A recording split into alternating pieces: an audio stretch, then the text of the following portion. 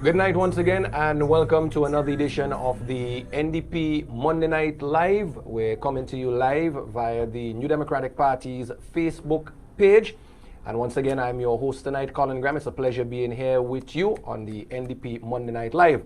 Once again, I have joining me as my guest tonight on the NDP Monday Night Live, the president and leader of the New Democratic Party, Dr. the Honorable Godwin Friday, once again is here with us.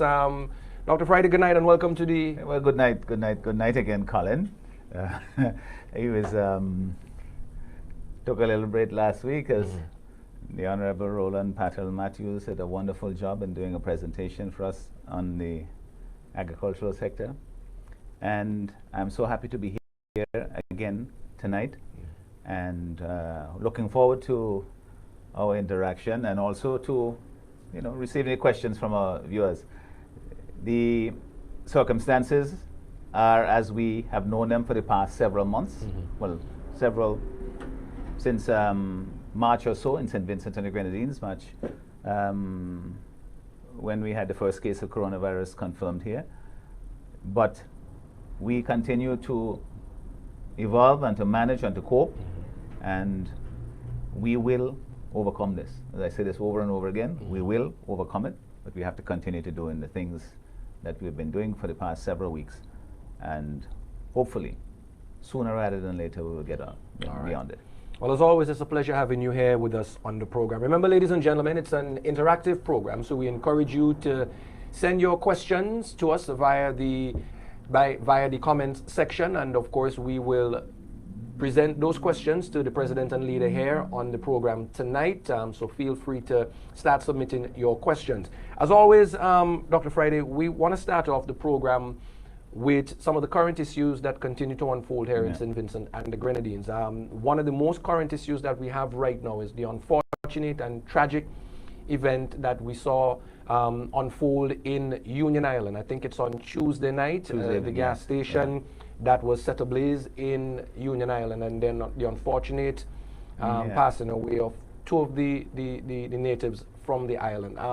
I would let you lead into... Well, it's not the sort of thing that you want to be having to address, because it's such a tragedy, so avoidable, so sudden, shocking. Yes, we are all aware of the fire that took place in Union Island on Tuesday evening at the gas station that injured 3 persons, and they had been brought to the hospital here in Kingstown for treatment.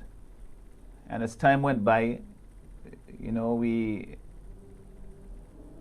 were settling in the view that hopefully they are recovering and moving along gradually. And then on the weekend, yesterday, I received a call to say that the owner of the gas station, Freddie, as I know him, Freddie Naird, had passed away, and then not long after that, the youngster, Lindani Neverson, he passed away as well from his injuries. And that came to me as a real shocker, a blow, and I'm sure it did to many people, because as serious as we know the injuries were, we were thinking that we had essentially a miracle in Union Island that nobody had been killed in that terrible fire, And our hearts, our prayers, our sympathy go out to the family members of both persons who lost their lives. And we continue to pray for Zara Alexander, the 17-year-old girl who was injured as well in that fire. And she was transported to Trinidad yesterday. I got an update just about an hour or so ago about her condition. She seems like she's in Trinidad and San Fernando, and she has had some treatment there for the most urgent things that were affecting her, and I'm told that she's resting comfortably, hopefully. Nice. That this will continue, and our prayers go with her and her family members. They must be going through hell. I could only imagine. To have to experience this at this time. So we continue to pray for them, and I ask the nation to continue to pray for them. It's always difficult when you have a tragedy of this sort, when it involves youngsters. A 14-year-old boy who would have been 15, I'm told, next week would have been his birthday, and a 17-year-old girl being seriously affected. It touches you as a parent and as a fellow, as a human being. So we continue to pray for her and to pray for the family members, and we ask the rest of our country to do likewise and pray for a full and complete recovery in Trinidad. All right. Now, obviously, this has raised a lot of questions and a lot of concerns, and it now shines a spotlight on our healthcare services, Yeah. as well as our fire services, in terms of our capability to respond to such, unfortunate events like this. What can be done, or what would you like to see happening as now this is all been Well, brought what we saw so far, Colin, really, the incident occurred, the community rallied and did what they could to put the fire out. I spoke to someone who was involved in it, and he indicated that because it was a gasoline fire, that it's more challenging to fight than just a building that's burning. But eventually it burned down and the fire subsided. Part of the business was saved, and we thought that was the worst of it. After the injuries of the persons, that they would be on their way to recovery. But we know that's not the case, at least in 2 instances. But the fire the fire service is something that we have to seriously attend to, because we don't have a separate fire service as they do in other places where you have a first responders who are trained in fire service and various emergency interventions and so on. And it's time that we look to see how we can develop an independent fire service with the capability to respond to these kinds of crises. And we know also that since the community becomes involved, almost in every fire, I've been myself involved in one in a few years ago in Beckway, where the community came together to put out a fire not too far from where I live. And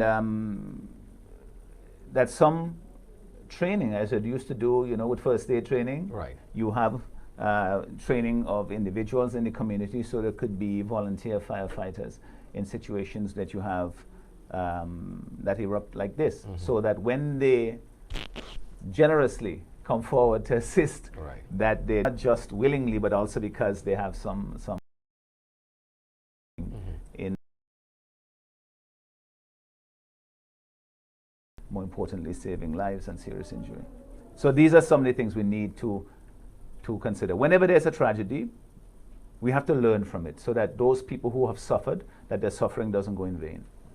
And in this case, we can learn about safety protocols that you have to insist upon in an environment involving gasoline, fuel, and also in how we address fires, respond to them, and then, of course, in our healthcare system, rapidly transporting people who are seriously injured to a facility where they can get competent treatment. One of the problems we have in this country is that a lot of our people feel that the healthcare system in St. Vincent and the Grenadines is substandard, that they don't feel that we have and this is not a criticism of the staff and the people at the hospital. I've been down there many times, and I know that they do heroic work down there. They do beyond what the materials that they have at their disposal.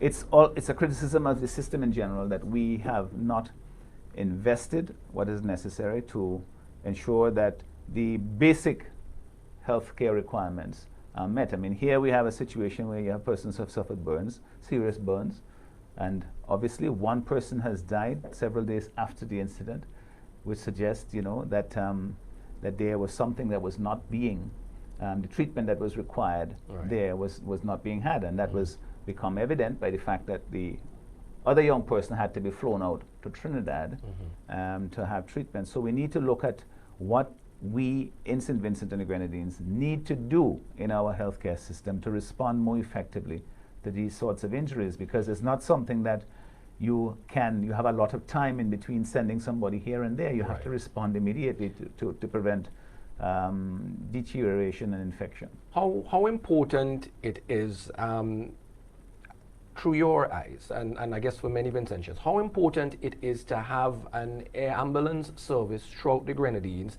as well as improving our healthcare services on each of the individual Well, two things need to be done, of course. We're not a rich country, we know that. The point is, you're not expecting to have all of the bells and whistles and all of the equipment and the level of intervention as you may have, say, in the United States or in Europe and so on. But there are certain things that we can do now that we need to do to protect life, at least to the point where they can receive, the level of intervention that is required ultimately to save their life. But we have to be able to transport the persons. We are an archipelago, we are a country spread out over long distances, and we need to be able, we can't have complete facilities in every island, we know that. But that being the case, we have to have the capacity to transport people to the premier center. And that center itself has to be something that is capable of treating those serious injuries, and in this case, burn injuries. And it's quite clear that we did not have that capacity there. That's why Zara had to be sent out. And the lesson to be learned from this must not be lost. That's the point I'm making, is that we should ensure that we learn the lessons in terms of all of the systems that are involved. When they do an analysis of this, it shouldn't just be an investigation. It shouldn't be just be what caused the fire. But what caused the fire, how the response was done, the injuries, why they resulted, how they were dealt with. You heard complaints about the length of time it took for the Coast Guard to transport the persons from Union Island to Kingstown, and can that be improved? It should be improved. And you spoke of an air ambulance service or some faster service down the. Imagine being in pain from burns and having to come up on the Coast Guard, the small Coast Guard vessel. So these are things that we can learn from this, and don't just think, well, this is something that happened once and it may not happen again. Each of these things is that you have to plan, you have to prepare for them, and when they do happen, if you believe that every life is precious, then you must be prepared to respond and do all that we can within our means to protect every life. And in this case, we can learn the lessons from what happened here and implement measures to ensure that they don't happen again, or that we respond to the optimum of our ability in each case. And this is something that I think, if then put into practice, from this tragedy, something will come from it, and the family members will feel that their loved ones have not suffered or died in vain. And this is something that the community in Union Island, I'm sure, their hearts are with the family members, especially the Neverson family, and of course their prayers with the Alexander family as Zara struggles for her life in Trinidad. All right. Now, I know the Honorable Terence Oliver, who is the elected representative for the Southern Grenadines, has been in contact with you, and has been, this whole incident has impacted him greatly too as well. You're the elected representative for the Northern Grenadines. Are both of you going to look seriously at this particular forward? Of course. We have, listen, in St. Vincent and the Grenadines, there's so many things that we have taken for granted. That you're in the Grenadines, so you won't get water. You're in the Grenadines, so you won't get proper health care. You're in the Grenadines, so these are things that are going to be hardships. It's part of being in the Grenadines. We are saying, no. Let's look at everything as to how we do business, how we live, and try to find ways of improving them within our means. And there are so many things that we can do. I have told you, and I've told the nation, that one of the things we have had, right now we experience a terrible drought throughout, not just the Grenadines, but it felt there first. on the mainland. I know there's been some shutting down of water in certain areas, but we have to solve the water crisis in the Grenadines first and foremost, right. you know, once and for all, you know, so that, you know, somebody who's growing up now wouldn't wait until he's come my age and thinking, geez, you know, another generation or two will have to go through this again. We can solve the problems. Same thing has to do with healthcare. We can solve many of the problems, the hardships that we are having. And the southern Grenadines, the problems are more acute because they are further away, smaller communities, and you've heard the Honorable Terence Oliver talk about this many times, especially for the people in Myra when they didn't have a nurse there. These are things that we need to look at, the systems in place, and ensure that we do all that we can to provide proper care for our people, and that everybody feels included, that you're not, you know, in the center and then on the periphery and you expect something different here and something less when you are outside. We are all one country, we all contribute towards it. We need to make sure that all the services that are available throughout the country are equally available to all citizens throughout St. Vincent and the Grenadines. And so that's why we have to look at all the systems in place, the transportation, the healthcare system, the schooling system, everything to show that to ensure that we can deliver to our people, no matter where you are in the country. All right.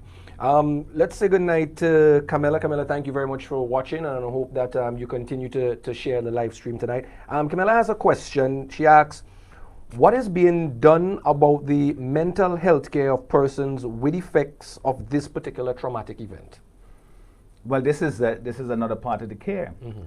There ought to be, especially for persons who were directly involved in the incident, you know, assessment as to the impact on them, not only physically but mentally, emotionally, for the family members, for the schoolmates of the two young people who were affected. You know, suddenly they were here and then now they're not, and for reasons that it's hard to comprehend. You know, that people get ill and they deteriorate and they die, and we sort of accept that as the fate of human beings. But when a tragic accident like this happens, it makes you wonder, makes you feel unsafe, makes you feel insecure, and this is why I think that the classmates of the two youngsters who were affected would also have to be included in that circle of assessment to see the impact it has had on them. And it's going to be a difficult thing, because even now we have, with the COVID crisis, there's enough stress and anxiety for all to deal with. Of course, will have to be included not only in our prayers but in our cares.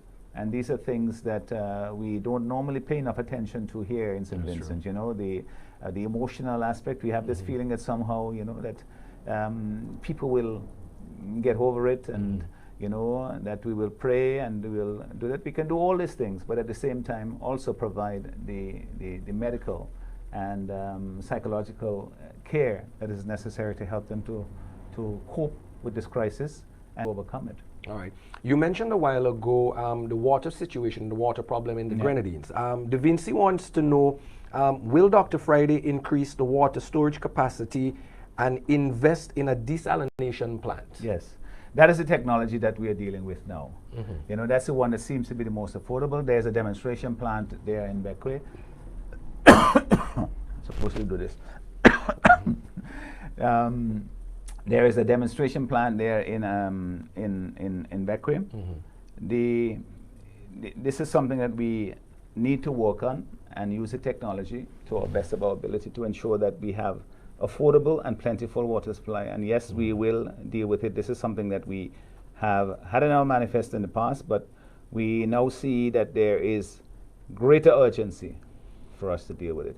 And we have this situation here with COVID crisis. Just to talk about, you know, what we are experiencing currently in the schools. You can't really follow the hygiene practices that have been preached and that have been recommended for so long, that unless we have sufficient water, and we don't have enough water even in some of the schools here on the mainland, and certainly in the Grenadines, that's going to be a serious problem. I know that, and you and I spoke about this earlier, that the schools have returned. Some of the classes have started today. I don't know what the experience has been. I'll find out more. as I speak to people who have had children who've gone to school today. But the grade 6 of the primary school and the Form 5, those who are writing external exams, return to classes, and we'll have to see how that works out, because there's a tremendous amount of anxiety regarding what are some of your biggest concerns as it relates to that? Well, first of all, I mean, we all want, education is very important. Our children are precious to us.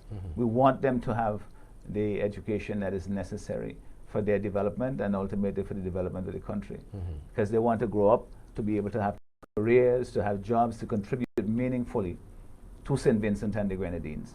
And so we want them to be able to engage in their normal educational training. But this is not something that is possible now. We can't, you know, just curse the darkness. We have to light a candle.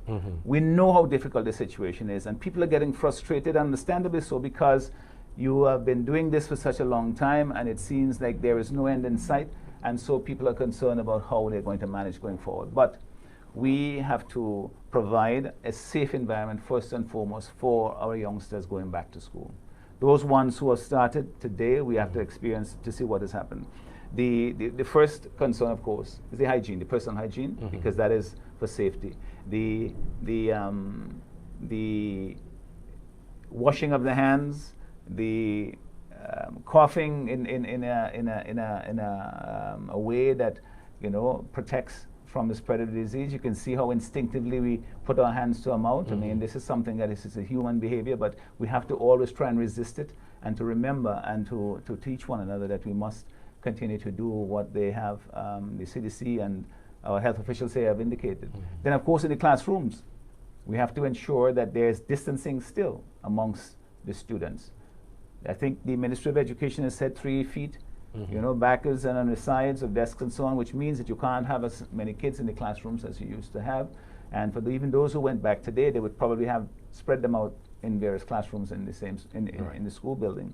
Then the cleaning of surfaces. They've just said recently that you know, the transmission of the virus on their hands and so on from surfaces is probably not as virulent as they had initially thought. It's not as easily transmitted, but it's still transmitted. That's right. That way. So we have to continue to clean the surfaces and to make sure that they're done regularly.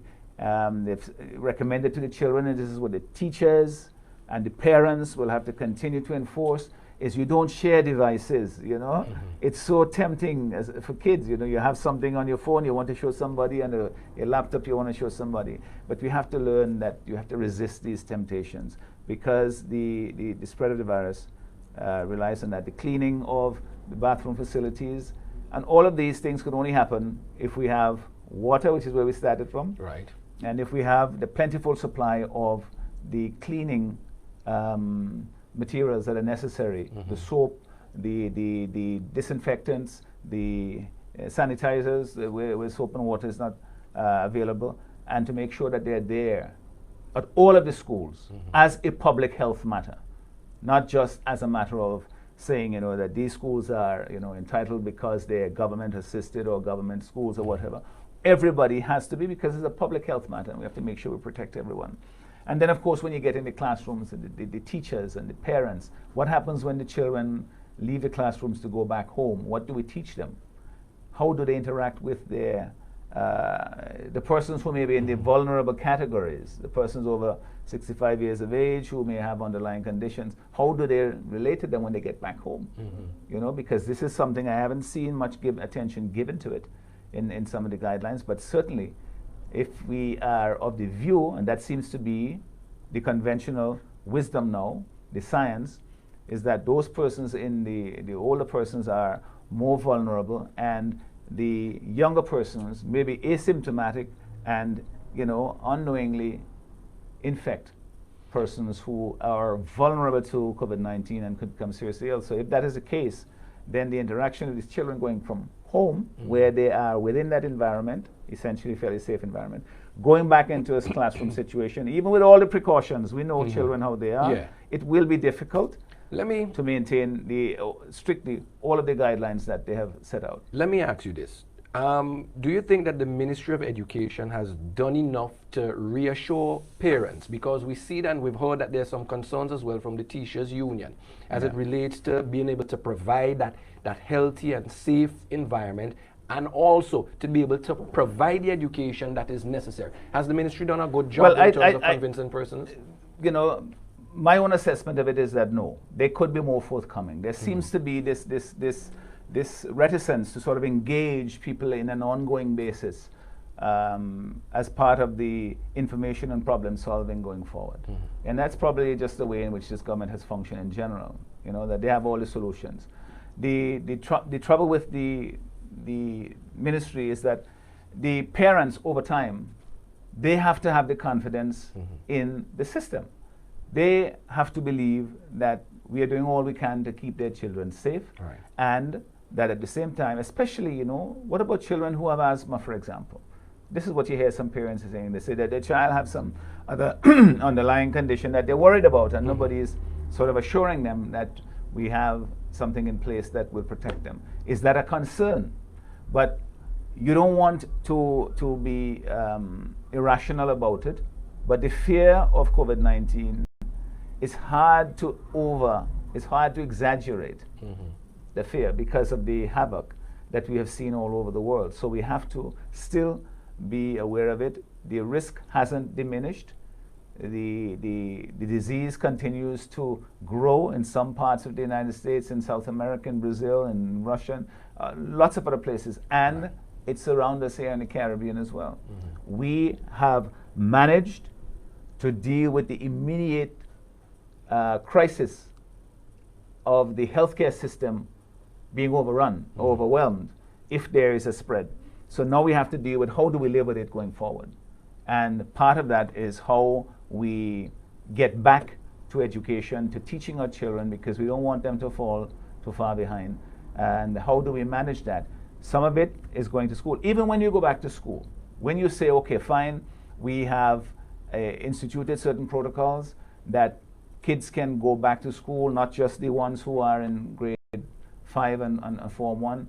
All of them will not be able to go back at the same time. That's true. There will have to be a staggering of the return to accommodate the students in a safe way within the classrooms, within the limited spaces that some of our schools have. Some of the schools are very small. What do you see as some of the challenges that the students and the teachers are still having to face with this crisis?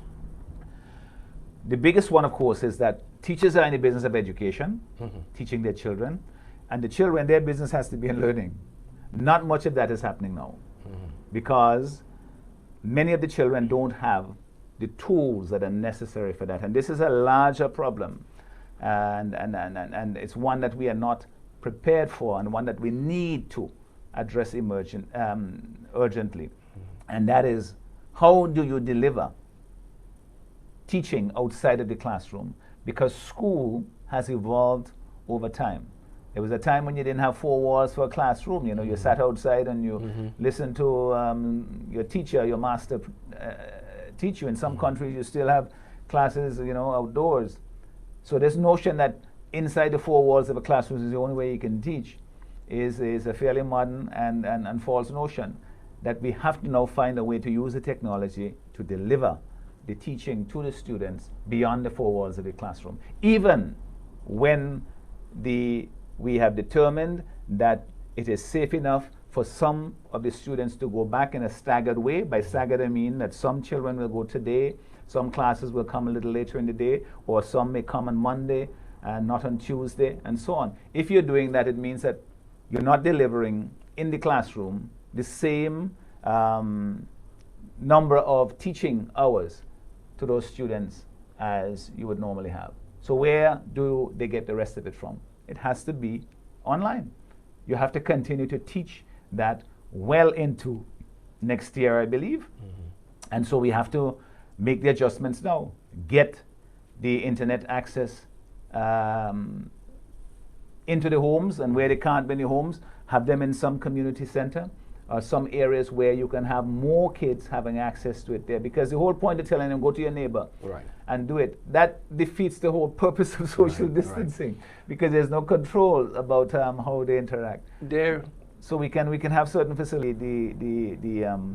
The internet is provided with the social distancing on supervision of a teacher until we can have more widespread access to internet services in the home. I believe that the internet is a human right now, just like running water in your home or electricity. That if you don't have that, you and your family, your children will be left behind. So it's a public good that we must insist upon, and so that all of the children, those who don't have it in their homes, are at a severe disadvantage. And so we have to ensure that we can get that to the children. I know the NTRC has a program where they're extending internet services to some homes at a flat fee of $10. Well, I think it should go until there are no more homes without internet services. That's how important it is. All right. There is the challenge too as well, getting the teachers, as they would say, up to the time with the technology and the tools, right? What are some of maybe the possible suggestions as to how we can fix that problem going forward? I'm disappointed to see. This is one of the things you asked me, whether they think at the Ministry of Education, whether they have been ready and so on and so forth. And this thing came on suddenly. We understood that, and if you are not ready before it, you're not going to be ready during it. Right. So the question is that it has exposed the fallacy of the notion that somehow that during this so-called education revolution that we've been having, that we have transformed the way in which teaching has been done in the schools. You give the children since 2010, you're giving them a laptop, and so on. And we've been asking the question, well, what are they using them for? How are they integrated into the teaching of the students? Then we hear that only 25% of our students, of our homes in the country, have access to the internet in their homes. I mean, some of the kids, they have access to internet through their phones, but that's expensive, as you know, to use data for that purpose. But that we need to address, because the COVID crisis has revealed that all of the talk and all of the equipment that has been brought in and so on,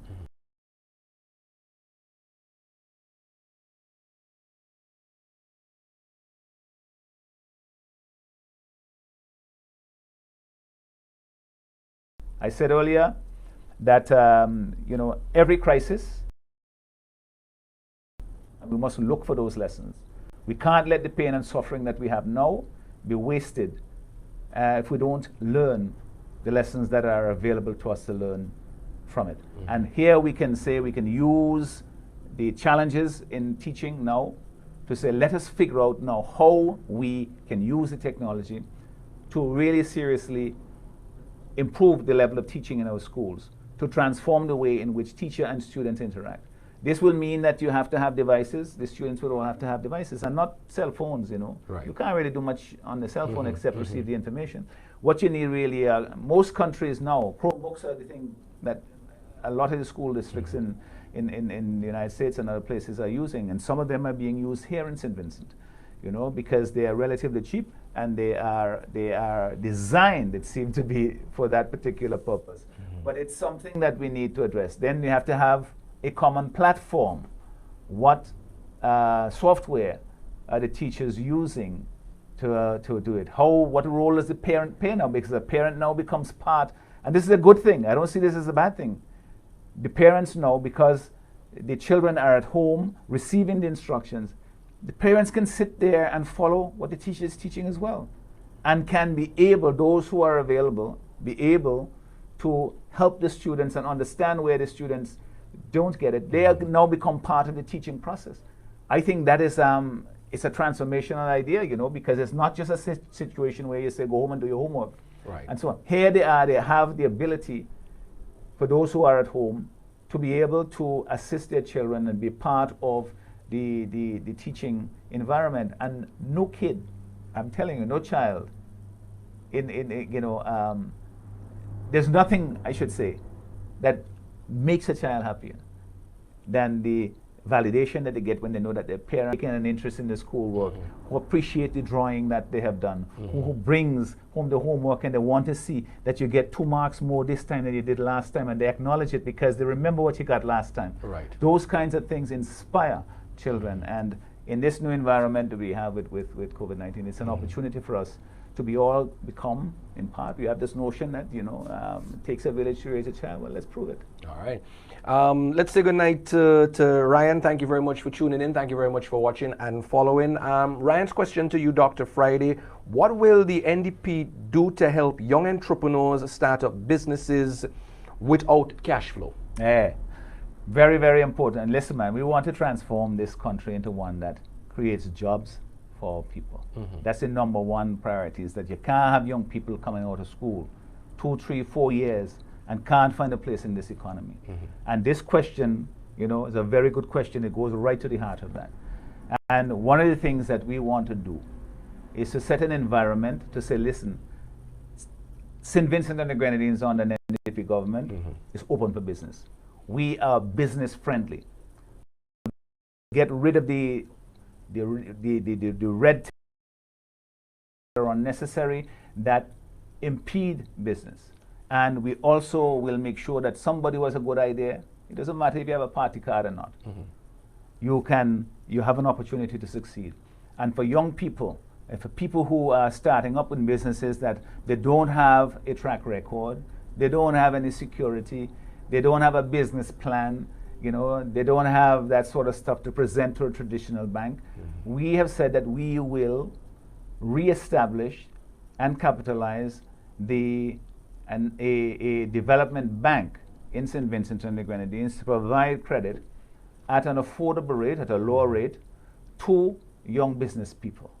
And also to provide, in order to access that credit, you will have to take part in a structure which helps you to succeed, to get advice from people who are retired business civil servants who have had, you know, experience with this particular area. People who are volunteers who are saying, you know, we will continue to guide you, accountants, business people who can give advice to people who are setting up a business. Because having a product is only the first part of a business. You could have the best product and still can't sell it. That's true. So the point is now to create an environment that enables people who have good ideas to make our people more entrepreneurial, more risk-taking. In order to make it that way, is you have to be able to assure them that when they succeed, they can benefit from their effort, their risk, their labor, but also that, you know, that you're not going to be cut off at the knees because you say something wrong in public and somebody takes offense to it, that your business no longer succeeds. That is not something that inspires people.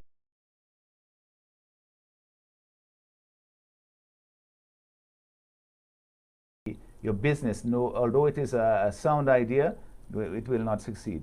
So we will create that environment first and foremost. We said we'll create administrative private sector to be a one-stop shop, so that everything sort of comes through and we can make decisions quickly. You have a financing arrangement through the development bank that will assist persons to have affordable loans, and people who wouldn't qualify the commercial bank, that will fill the space in between what the commercial banks do and failure. So in between you will have the development bank that provides that. But it's not just money. It's also because the mandate of the bank is to assist you to succeed, not to make profits for the government. It's to assist you in your business to succeed, because when you do that, then you employ people. Then you create jobs in St. Vincent and the Grenadines. And then, you know, people are happier, people are more dynamic, people are more willing to do things. And when you have all of the people engaged in this, so much that can be accomplished. Right now, all of our brightest people go to work in the public service. You know that? And when really they should be having other opportunities to create businesses, to create jobs, to express themselves in other ways, and just simply sitting, you know, and being frustrated very often because they're not allowed to do their jobs when they work in an environment, in a bureaucratic environment. We want to liberate that, get those people to think, yes, if you want to work in public service, that's fine, but we have other options. If you want to go and start a business, we can facilitate that because we have an environment that enhances it. You always seem to talk about jobs, jobs, jobs. Why is the focus, your focus, and the focus of the NDP always on jobs? Well, jobs is the economy, right? You know, the economy has to be thriving in order for all the things that we enjoy to be possible. If you think you have potholes in the roads, if you had money, you'd have fixed the potholes. Right. Why is it that you can't have bandages in the hospital? or medicine. Now, so many kids don't have internet, they don't have laptops and so on, These are things. Why is it you couldn't assist the students to come home, pay for them to come home from Trinidad, from Jamaica? These things are all related to the economic environment in which we exist. The state of the economy in St. Vincent and the Grenadines. And before COVID-19, the state of the economy was poor. Now, government gets some cash coming in, yes, of course, because of COVID-19 to help the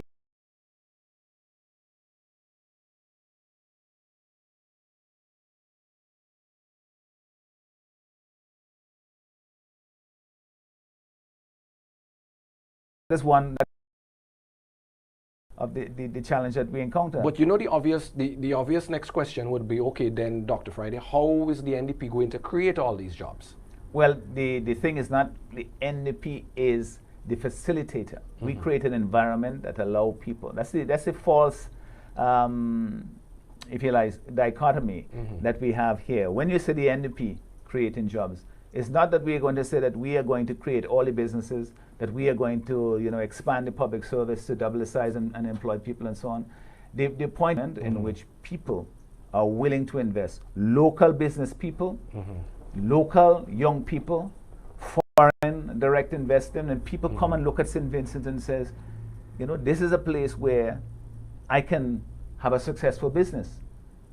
The laws are predictable and enforceable.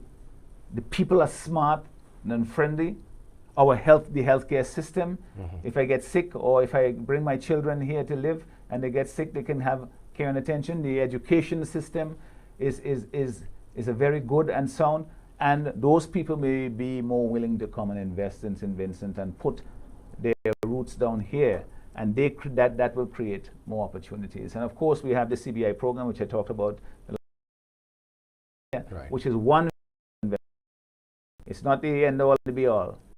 It's a vehicle, debt-free and tax-free capital that can be used to promote infrastructural development, promote capital development, which then again helps the economy to grow faster. All right, we're going to take one final question because we're coming to the end of the program. I don't believe this. Nyla asks, when will the NDP address the issue of domestic violence, sexual violence against women and children, sex offenders registry at age of consent, and a women's shelter who are abused? Would love for one of the programs to focus on this particular issue. Very, very, very, very serious issue in our country. I mean, sexual violence in Vincent and the Grenadines is known, sadly, as a place where sexual violence against young women and girls is a very, very serious problem. And so definitely we have NDP in office. We have done instituted policies to protect women.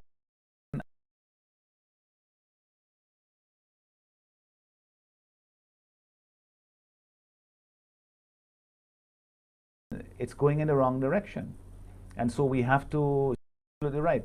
And you made a good point about a shelter. Yes, well, a shelter is necessary. I mean, you can't have that kind of care. I mean, things like, for example, somebody's assaulted, by a partner in the home, and then police get involved, they go, they're angry, they call the police, they get involved and so on. Serious injury, And then 2 weeks later, a month later, they make up things and so on. They say they don't want to go forward anymore. In those situations, then you have been committed, but the virtual complainant has backed out. There are some places where if you have sufficient evidence, you still prosecute. And that sends the message that, listen, this is a crime against the state, not just against the individual who you profess to love. It is a crime against the state. So this is something that we have to deal with.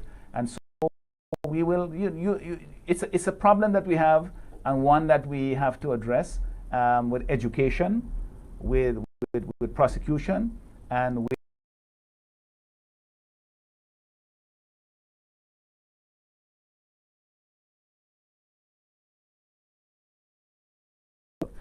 shelters for women, for children, counseling services, prosecution services, and of course education of our young people, usually young males, starting from primary school all the way up. What would you say as it relates, how important is counseling in all of this? Critical, because it has to deal with the perpetrator as well has to be, made so that it doesn't happen again. Right. And then the victim also has to be, first and foremost, be the person who is dealt with, because that is the person who has suffered. And so, whether it's physical, sometimes it's physical because you have to deal with wounds and injuries. Right. And then there's the emotional scars that have to be dealt with. And we talked about this earlier when we were talking about counseling for the fire victims. We don't pay sufficient attention to the mind, to the psychology, to the emotional scars that we suffer. And we see it all around in our society, When you hear some of the harsh comments that adults say to children, sometimes it makes me gasp. And you're thinking, do you know what impact that is having on that child? When you could just easily have said a more positive thing. Yeah. Why cause that pain? I know, and we all have that in our own experience, that some word that somebody said to you that they might not even have thought it was that important, but it resonated with you because they make you feel good, they make you feel positive, and you want to be able to continue to act in that vein. And then they say something negative, and then it sends you the other way. But these are some of the things that we have to address at a societal level. We have to deal with it in our schools, we have to deal with it in our churches, in our families, in our homes, and deal with it openly. Deal with it frankly, because you can't have a problem as serious as this and just simply let it pretend it doesn't exist. Which is the same thing that we have sometimes with this COVID-19 problem. That because it's been there for several weeks and people are getting tired of all this stuff that we're supposed to do, they want to pretend that somehow it's not so serious anymore. Well, it is very serious. And similarly with the economy, that the failure to provide jobs is somehow a condition of being of intention. It's not. It's not. The failure to provide jobs is a failure of government, and this is something that we will correct. All right. Well, once again, Dr. Friday, I want to say thank you very much here on the NDP Monday Night Live and for sitting across me. The issues, the plans, the policies, and the solutions for the new Democratic Party. Thank you so much, Colin, and I trust that we'll continue this dialogue. It's and various other media, but it's important that all of us, as Vince mentioned, that we aspire to something better, because we are so much better. We can do so much better. We can create so much more opportunity here for people, so they don't have to go off on the oil rigs, on the cruise ships. I heard that the cruise ship is supposed to be coming tomorrow with some of the Royal Caribbean cruise lines. I'm looking forward to that. They've been through a lot, so we welcome them home when they do arrive here. All right. And also to to all of those people who are experiencing hardship now because of COVID-19, because of loss of jobs, because of limited opportunity, because of lack of remittances coming from abroad. We know the difficulty that you're going through. This is something we are in together, and the government has a primary responsibility, that hardship. And when the funds have been voted for it, which we voted for in the Parliament, and I urge everybody to go out and access the funding that is available there. This is not party funding, this is government funding that we supported and continue to support. And the funds that the government have now received from the IMF, that is COVID related. That's what the IMF said, and they should be put towards alleviating the hardship that so many people are feeling now, and it will get worse. So we have to face ourselves with, and we have to understand that we're all in this together. And some people should not be while others are letting out their buttons. We all have to feel that we are in this together. If we are feeling pain, we feel it together, and we will rise out of it together. All right. Thank you very much. And there you have it again, ladies and gentlemen. Thank you very much for tuning in tonight for another edition of NDP Monday Night Live. Remember, you can join us every Monday night on the New Democratic Party's Facebook page for NDP Monday Night Live. We start at 7:30. And remember, of course, you could submit your questions to as well to our guest, and we will have them dealt with. So, again, I was your host tonight, Colin Graham. It was the president and leader of the New Democratic Party, Dr. the Honorable Godwin Friday. We say thank you very much for joining us. Do have a good night. Well, thank you, Colin. Thank you.